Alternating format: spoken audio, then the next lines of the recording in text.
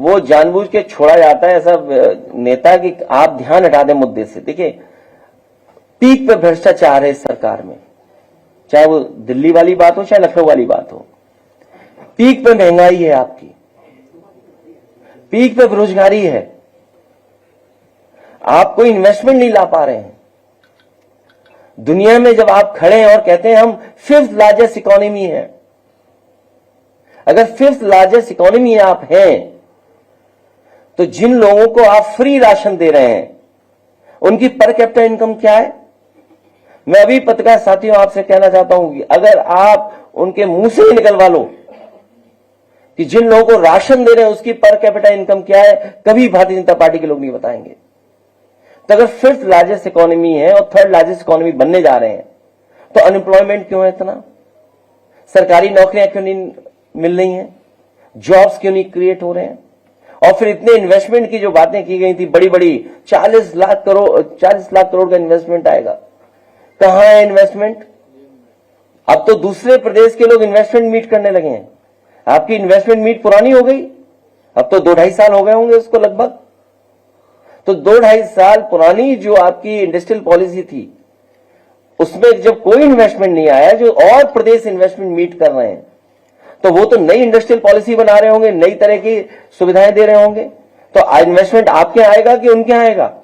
और दुख की बात तो यह है कि देश के प्रधानमंत्री जी भूल गए यहां के 40 लाख करोड़ के इन्वेस्टमेंट को और वहां के इन्वेस्टमेंट के लिए अपील करने जा रहे हैं।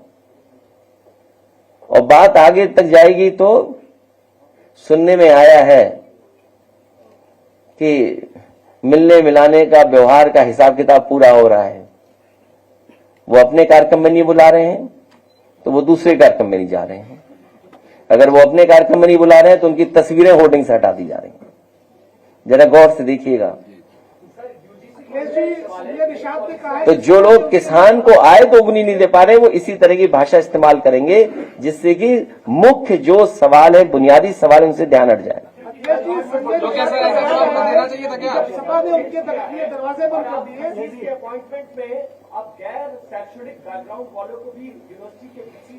आपको एक सर्टिफिकेट चाहिए वीसी बनने के लिए, आप आरएसएस के सदस्य होने चाहिए, बस।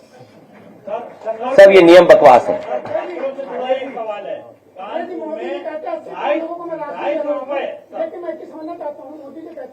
मैं 80 करोड़ लोगों को फ्री राशन दे रहा हूँ, फिर उसी मन से रहते 25 करोड़ लोग गरीबी रेखा से बाहर आ गए। इन 80 करोड़ की जनसंख्या कम क्यों नहीं हो गई?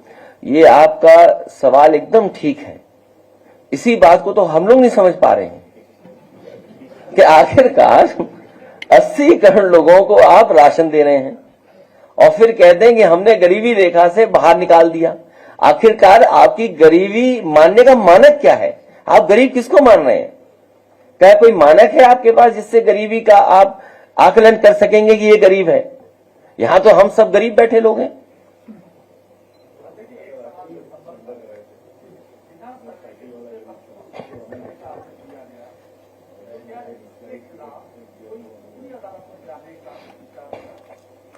इस पे कानूनी राय ली भी जा रही है और बहुत सारे लोग सुप्रीम कोर्ट में भी गए हैं और उसी का परिणाम यह है कि फर्दर सर्वे रुक गए हैं।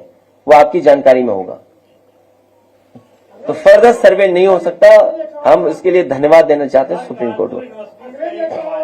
आपके छात्रों ने अभी आंदोलन किया, 250 रुपए फीस मायावती जी के में आपके समय थी बैक पेपर की, आज 750 रुपए एलएलबी की बैक पेपर की फीस हो गई है। वहाँ गरीब छात्र तिल तिल के तड़प के मर रहा है और कह रहा है कि शिक्षा को दूर कर रहे हैं, शिक्षा को दूर कर रहे हैं गरीबों से। इस पे कब आपकी साइकिल चलेगी, कब आपका आंदोलन होगा, ये पूछने का। मैं आपसे और आपके माध्यम से तमाम छात्र नौजवानों से कहूंगा कि खूब साइकिल चलाएं। अगले चुनाव में इन सब चीजों पर विचार होगा और सुधार होगा। दूर क्यों किया जा रहा है? इसलिए करा जा रहा है कि आप लोग गुलाम रहे उनके।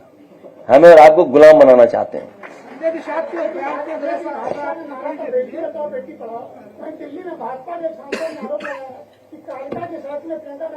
वो बात मैं कह चुका हूं। वो ध्यान हटाने के लिए जानबूझ करके इस तरह के लोगों को छोड़ा जाता है।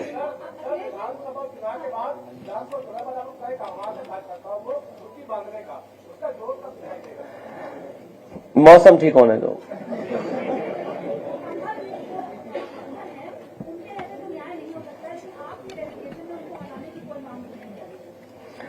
उनको हटाए भी नहीं जाएंगे, क्योंकि वो प्रिय हैं सरकार के और सरकार उनसे गैर कानूनी काम करवा रही है।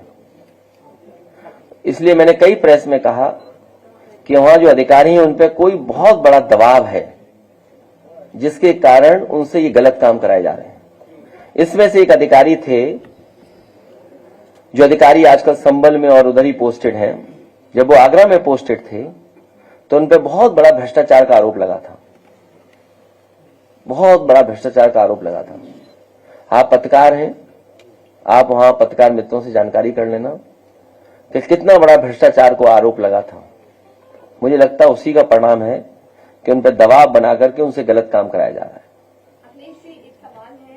आशीष पटेल ने बलबीर पटेल को धरना मास्टर कहा और कहा कि जितनी चाबी भरी राम में उतना चले खिलौना।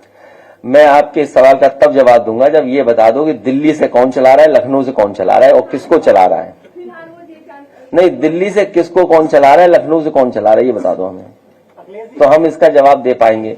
जब तक हमें यही नहीं पता होगा कि दिल्ली से किसको कौन चला रहा है, लखनऊ से कौन चला रहा है। सर अध्यक्ष जी, सर अभी दलित परिवार को आपने कहा कि मकान, आप नए पत्रकार हो, ये सब पत्रकार नाराज हो रहे हैं आपसे। जो आपने मकान बनवाने की बात करी है, इससे आपका सरकार विभाजित है कि फिर से मकान उसको दिया जाएगा दलित को। तो ये जो आपने इससे सरकार भयभीत है और पीडीए मजबूत हो रहा है, तो इंडिया गठबंधन विरोध क्यों नहीं करता मशीन का, जब बेईमानी हो रही है? पूरा इंडिया गठबंधन। आज चुनाव डिक्लेयर हो रहा है, तारीख आ जाने दो अभी। तो मैं एक बार फिर पत्रकार साथियों का धन्यवाद देता हूं और नव वर्ष की आपको बहुत बहुत बधाई, शुभकामनाएं। स्वस्थ रहें, आगे बढ़ें और आप लोग भी तरक्की करें। बहुत बहुत धन्यवाद। Stay ahead with our cutting edge news app. Instantly access the latest shorts in just 1 minute and breaking news in just 50 words. Download now for a smarter, faster news experience.